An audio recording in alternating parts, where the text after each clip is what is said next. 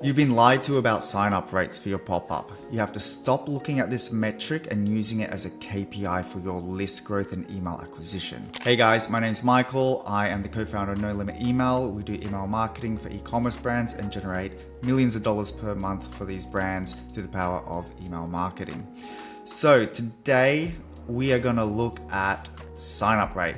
What is sign-up rate? It's when somebody comes to your website and then they see the pop-up and then how many people actually leave their email address. Now, a lot of people out there, brands and agencies, they're trying to get the highest sign-up rate that they can as proof that their pop-up is working really well. But the issue with this is that sign-up rate does not equal revenue. So what am I trying to say here? If you look at this mind map here on Miro, the big lie you've been told, sign-up rate. So a bigger list equals more money. That's probably what you've heard. You've heard people say this all the time. You need to get as many email addresses as you can so that when you send an email, you're gonna get the maximum amount of revenue. But if this was true, everybody would be running a giveaway. You would have a free trip to Ibiza.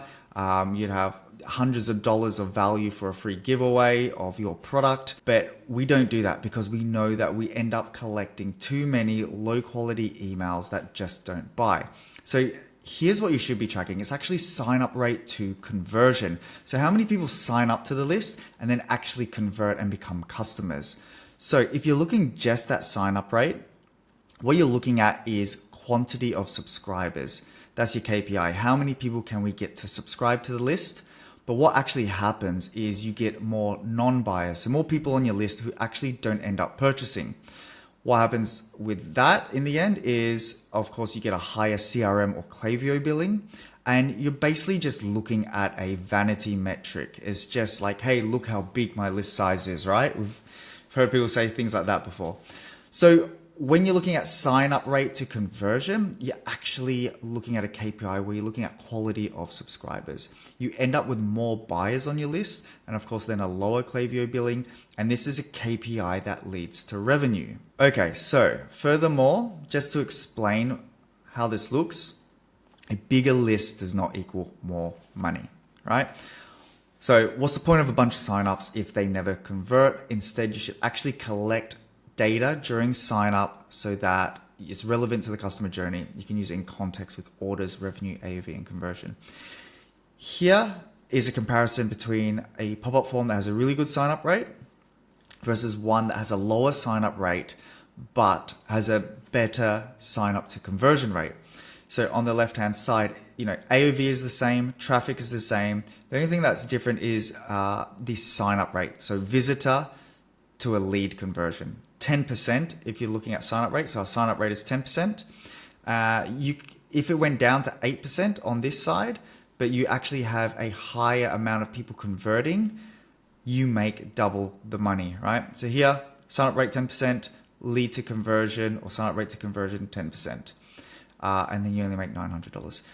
Here, we get less people signing up, but we get more people converting. You make $1,800. So you can see already, plain as day, that sign-up rate to conversion is what you should be tracking because it equals dollars.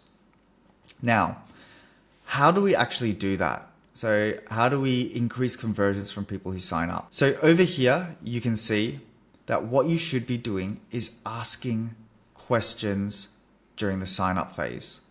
So let's just wait for this one to come back to some questions. What's your biggest goal right now? Get rid of fine lines. Next. What matters to you most when you're buying an anti-aging product? Visible, lasting improvements. For this one here, what made you decide to buy it? What's your experience with car detailing? What surface are you going to use it for?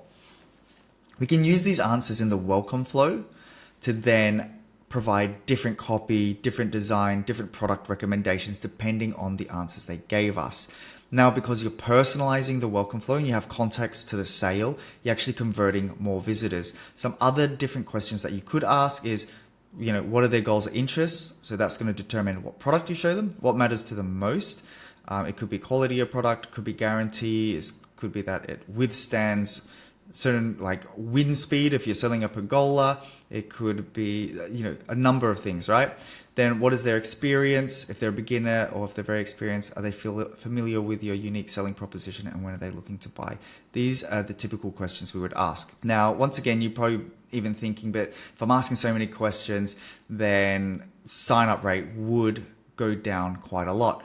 But we've actually split test this, right?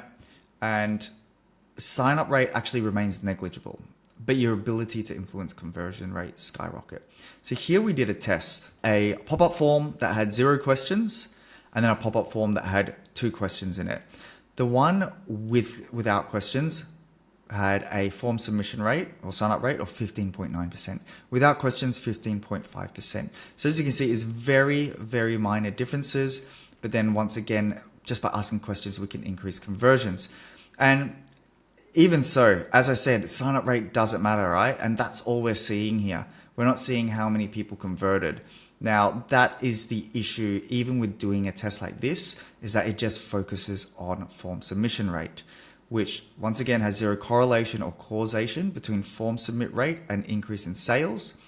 Even if the winner collected more email addresses, it doesn't mean that it's going to create more orders. And in the end, what do we want? We want more customers, more orders, more revenue, not just a bigger email list. So that is why we have to stop looking at sign up rate as the main metric to look at.